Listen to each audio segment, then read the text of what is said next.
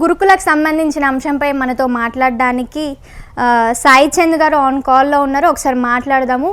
ఎందుకు అంటే కాంగ్రెస్ నాయకులకు ఎవరికన్నా ఫోన్ చేస్తే వాళ్ళు ఏమంటున్నారంటే, మేము సీఎం రేవంత్ రెడ్డి వాళ్ళ తమ్ముడు వాళ్ళ కూతురి మ్యారేజ్లో బిజీగా ఉన్నాము, మీరు ఇలాంటి టైంలో ఫోన్ చేయడం కరెక్ట్ కాదు అని చెప్పేసి అని అంటున్నారు. అక్కడనేమో ఒక స్టూడెంట్ చనిపోయి అక్కడ తల్లిదండ్రులు అక్కడ వాళ్ళు బాధపడుతుంటే, ఇక్కడేమో ఫుడ్ పాయిజన్ అయ్యి ఇక్కడ స్టూడెంట్స్ హాస్పిటల్ పడితే ఇక్కడ సఫర్ అవుతుంటే స్టూడెంట్స్, కొందరు కాంగ్రెస్ కార్యకర్తలు కావచ్చు, నాయకులు కావచ్చు, పెద్ద పెద్ద లీడర్స్ కావచ్చు, రీసెంట్గా పోస్టులు తీసుకున్న లీడర్స్ కావచ్చు, వీళ్ళందరేమో విందు భోజనంలో సంతోషంగా మంచిగా ఉన్నారు. ఇదే అంశంపై ఒకసారి మనం సాయి చంద్తో మాట్లాడదాం. రజనీ సాయి చంద్ గారితో మాట్లాడదాము. ఏమంటారు విందాం.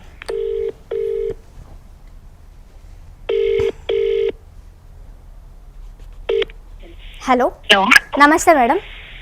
నమస్తే అండి, నేను వైఆర్ టీవీ నుంచి తన్విన్ మాట్లాడుతున్నాను మేడం. చెప్పండి మేడం. నేను ఇంతకు ముందు ఒక కాల్ తీసుకున్నాను, పేర్లు చెప్పాలండి బయటకి. ఆల్రెడీ ఒక ఇన్సిడెంట్ మనం తెలంగాణలో చూస్తూనే ఉన్నాము. 25 days ఒక అమ్మాయి, శైలజ అనే అమ్మాయి వెంటిలేటర్ పై ఉండి చనిపోవడం జరిగింది రీసెంట్గా. మళ్ళీ అది మర్చిపోకముందే మళ్ళీ ఇంకొక ఇన్సిడెంట్ మళ్ళీ.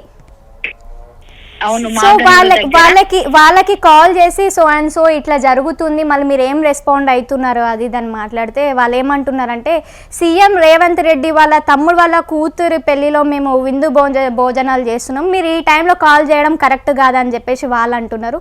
దానికి మీరు ఏం సమాధానం చెప్తారు? ఒకటండి, వీళ్ళు పోయి అక్కడ కాదండి విందు భోజనాలు చేయాల్సింది. ఏ విద్యార్థులకైతే ఫుడ్ పాయిజన్ అయ్యిందో ఆ విద్యార్థులు ఉన్న ప్లేస్ కి వెళ్ళి అక్కడ విద్యార్థులు తిన్న భోజనం తిని మీరు చెప్పండి ఎందుకు ఫుడ్ పాయిజన్ అయింది ఏంది అనేది వాళ్ళని చెప్పమని అడుగుతున్నా. ఒకటి. రెండవది, ఈ రోజు విద్యాశాఖ ఎవరి దగ్గర ఉందండి? సీఎం రేవంత్ రెడ్డి గారి దగ్గర ఉంది. ఢిల్లీకి అన్నిసార్లు వెళ్ళడానికి కుదురుతుంది, మహారాష్ట్ర ఎన్నికల్లో పాల్గొనడానికి కుదురుతుంది, అన్నిటికీ సమయం ఉన్నప్పుడు ఇప్పుడు అంతమంది విద్యార్థులు ఒకసారి కాదు, నిన్న మాగనూరులో జరిగిన సంఘటన అంతకు ముందు జరిగింది. విద్యార్థులు ఆల్రెడీ అస్వస్థకు గురయ్యి వాళ్ళు మళ్ళీ నెక్స్ట్ డేనే పురుగులన్నం వచ్చింది, మళ్ళీ క్వశ్చన్ చేయడం జరిగింది. మళ్ళీ 2-3 రోజులు తిరగక ముందుకే మళ్ళీ 16 మంది 18 మంది విద్యార్థులు అస్వస్థకు గురవడం మనం చూస్తున్నాం. ఒకటి, ఈ రోజు మాకు ఆల్రెడీ అధికారం వచ్చింది, ఏదో రూపంలో 6 గ్యారెంటీలని పేరు చెప్పినాం. ఆ 6 గ్యారెంటీలను మబ్బపెట్టి మేము అధికారంలోకి వచ్చినాం. ఇప్పుడు ఏముంది? మేము సంబరాలు చేసుకుంటాం, విజయోత్సవాలు చేసుకుంటాం, విందులు చేసుకుంటాం, దావతులు చేసుకుంటున్నాం.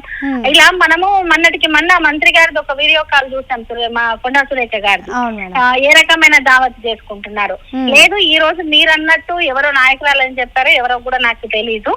సరే, వాళ్ళు మాట్లాడిన మాటలు కావచ్చు. అంటే రాష్ట్ర వ్యాప్తంగా విద్యా వ్యవస్థను భ్రష్టు పట్టించి మధ్యాహ్న భోజనాల్లో పురుగులన్నాలు పెట్టి నెట్ ఛార్జీలు సరిగ్గా ఇవ్వకుండా ఎవరైతే క్యాండిడేట్స్ ఉన్నారో వాళ్ళను ఇబ్బంది పెడుతూ, ఇప్పుడు కల్తీగా వాళ్ళు సరుకులు గ్రాసరీస్ తీసుకొస్తున్నారు అంటే వాళ్ళు ఒకటే అంటున్నారు. ఏమంటున్నారు? మాకు అసలు గవర్నమెంట్ నుంచి మాకు రావాల్సిన బడ్జెట్ మాకు రావట్లేదు, మేము ఎక్కడి నుంచి తెచ్చి పెడతాం విద్యార్థులకు అని వాళ్ళు అంటున్నారు.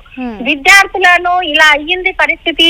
మరి ఎందుకు ఫుడ్ పాయిజన్ అయ్యే స్థితిలో ఈ రోజు తెలంగాణలో విద్యా వ్యవస్థలు లేకపోతే గురుకులాలు కావచ్చు, రెసిడెన్షియల్ స్కూల్స్ ఇలా ఇంత దుస్థితికి తీసుకొచ్చిరని ప్రజాప్రతినిధులను అడిగితే అప్పలు తిన్నందుకైనా, చిరుతిళ్ళు తిన్నందుకైనా ఏమంటే అందరూ లైన్ పెట్టి ఒకటే ఇంట్లో అప్పలు చేసుకొని వచ్చి తింటారా?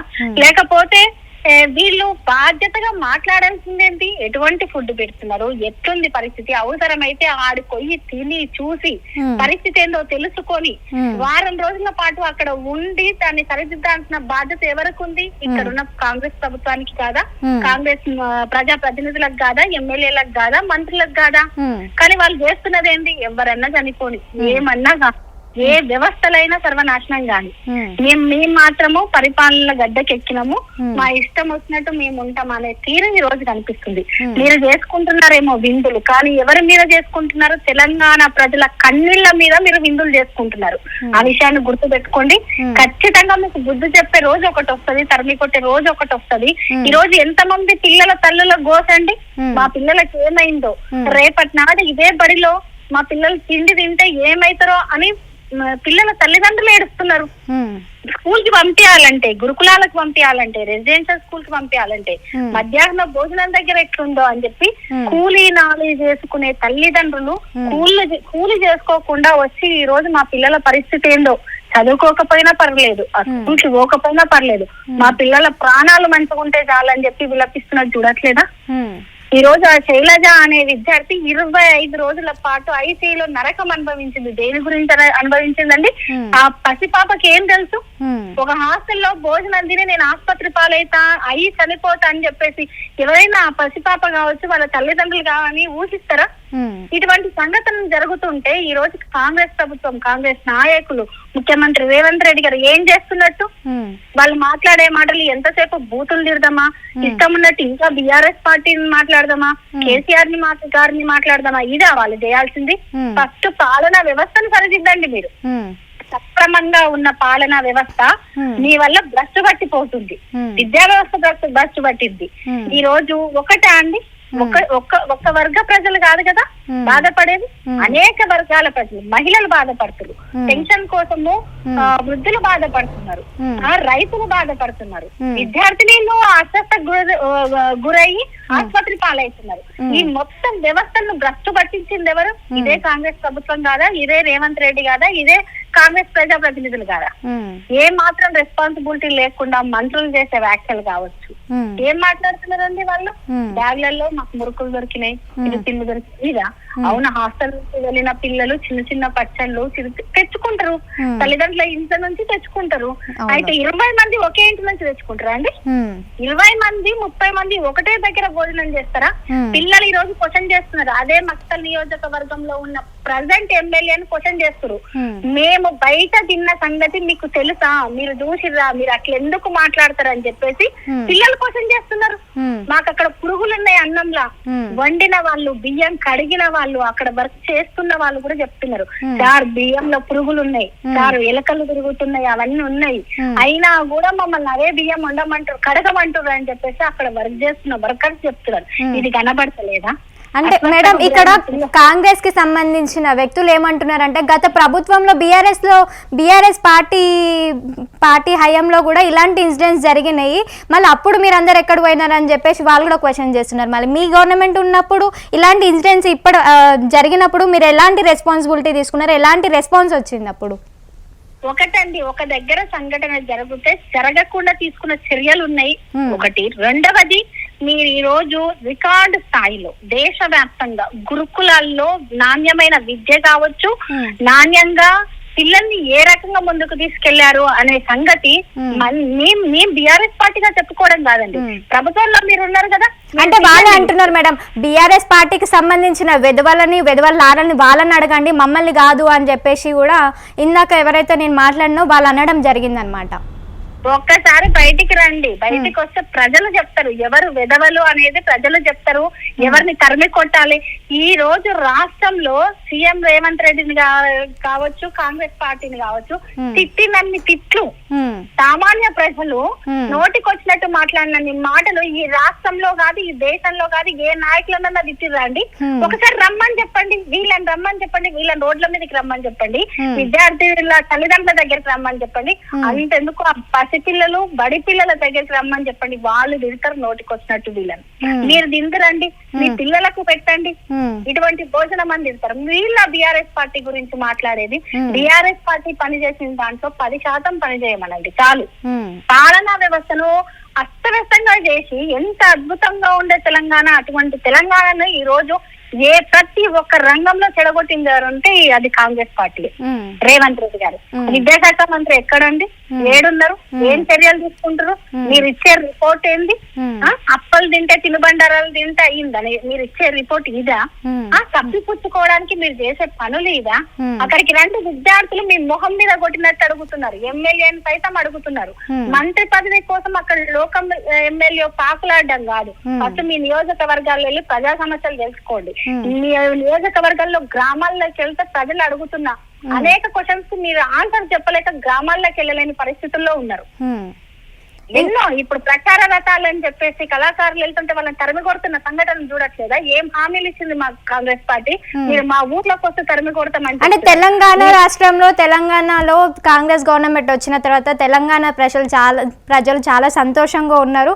అందుకోసమే ఇప్పుడు 1 year సెలబ్రేషన్ కి కూడా ముస్తాబ్ అవుతుంది కదా మరి. అవును, నేను అంటున్నాను దేని మీద సెలబ్రేషన్స్ చేస్తారండి? హైడ్రా పేరుతో చేసిన విధ్వంసం గురించి సెలబ్రేషన్స్ చేస్తారా? లేదు మొన్న ఆదాని తోటి చేసుకున్న దొంగ ఒక ఒప్పందం గురించి సెలబ్రేషన్స్ చేసుకుంటారా? లేదు విద్యార్థినిలు అస్వస్థ గురైన దానికి సెలబ్రేషన్స్ చేసుకుంటారా? రైతు బంధు ఇయ్యనందుకు మీరు చెప్పిన రైతు భరోసా, కౌలు రైతులు అన్నారు, కూలీలు అన్నారు, పొలం ఉన్న వాళ్ళు అన్నారు, మహిళలకు మహాలక్ష్మి అన్నారు, నిరుద్యోగులకు నిరుద్యోగ భృతి అన్నారు, ఎన్ని మాటలు, స్కూటీ అన్నారు, తులం బంగారు అన్నారు. అంటే వీటన్నిటిని నెరవేర్చినందుకు మీరు విజయోత్సవాలు చేసుకుంటారా? దేనికి చేసుకుంటారండి? ఒక్కసారి ప్రజల్లోకి వచ్చి విజయోత్సవాలు అని చెప్పండి. మిమ్మల్ని తరిమి కొట్టకుంటే చూడండి. మీకు పదవులు వచ్చినందుకు విజయోత్సవాలు చేసుకుంటున్నారా? ప్రజలను ఇబ్బంది పెడుతున్నందుకు విజయోత్సవాలను చేసుకుంటున్నారా? లేకుంటే ఒక తెలంగాణ బంగారు తెలంగాణ దిశగా అడుగులు వేస్తుంటే తిరిగి వెనక్కి తీసుకొచ్చి 10 ఏళ్ళు మళ్ళీ ఆ ప్రగతి లేకుండా చేస్తున్నందుకు విజయోత్సవాలు చేసుకుంటారా? ఏం మొహం పెట్టుకొని చేసుకుంటారండి వీళ్ళు విజయోత్సవాలు? విద్యార్థినిలు, పిల్లలు, పసిపిల్లలు ఎక్కడ చూసినా ఒక దగ్గర జరిగిందంటే లోపం, అదే పదే జరుగుతుందంటే నిర్లక్ష్యం. ఈ నిర్లక్ష్యానికి కారణం ఎవరండి? ఇదే విద్యాశాఖ మంత్రిగా ఉన్న రేవంత్ రెడ్డి గారు కాదా? ఇదే కాంగ్రెస్ ప్రజాప్రతినిధులు గారా? కాబట్టి వాళ్ళ విజయోత్సవాలు అనేది వాళ్ళ పదవుల కోసం వాళ్ళు చేసుకుంటున్నారేమో. ఓహో మేము అప్పుడే పెట్టాము, మేము ఏదో ఒకటి చెప్పి అధికారంలోకి వచ్చినాం కాబట్టి సంవత్సరం అయిందని చేసుకుంటున్నారేమో. కానీ ప్రజలు ఎక్కడ ఎవరు హర్షించట్లేదు. రైతులు నోటికొచ్చినట్టు తిరుగుతున్నారు, మహిళలు తిరుగుతున్నారు. అరే మాకు పెన్షన్ పెంచుతాయని చెప్పి మమ్మల్ని ఆగం చేసిరని చెప్పేసి వృద్ధులు తిరుగుతున్నారు. నిరుద్యోగులు అశోక్ నగర్ కి రండి మీ సంగతి చెప్తామని మాట్లాడుతున్నారు. ఇంకొకసారి మా ఇంటికి గాని మా జోలికి గాని ఓటు అని వస్తే అప్పుడు చెప్తామని మాట్లాడుతున్నారు. మీకు అవన్నీ కనబడట్లేవా? లేకపోతే మీరు ప్రజలలోకి వెళ్ళట్లేదా? మేము అడుగుతున్నాం కాంగ్రెస్ నాయకులను కావచ్చు, కాంగ్రెస్ ప్రజాప్రతినిధులను, ఎక్కడైతే విద్యార్థినిలు అస్వస్థకు గురైందో ఆ ప్లేస్ మేము వస్తాం, మీరు రండి, కలిసి భోజనం చేద్దాం, మీరు తినండి ఆ ఫుడ్, అప్పుడు అర్థమవుతుంది. మీరు పిల్లలు బయటకు పోయి ఏదో తిన్నారని పిల్లల మీద ఎందుకు నెట్టేస్తున్నారండి? మీ తప్పిదాన్ని విద్యార్థుల మీద ఎందుకు నెట్టేస్తున్నారు?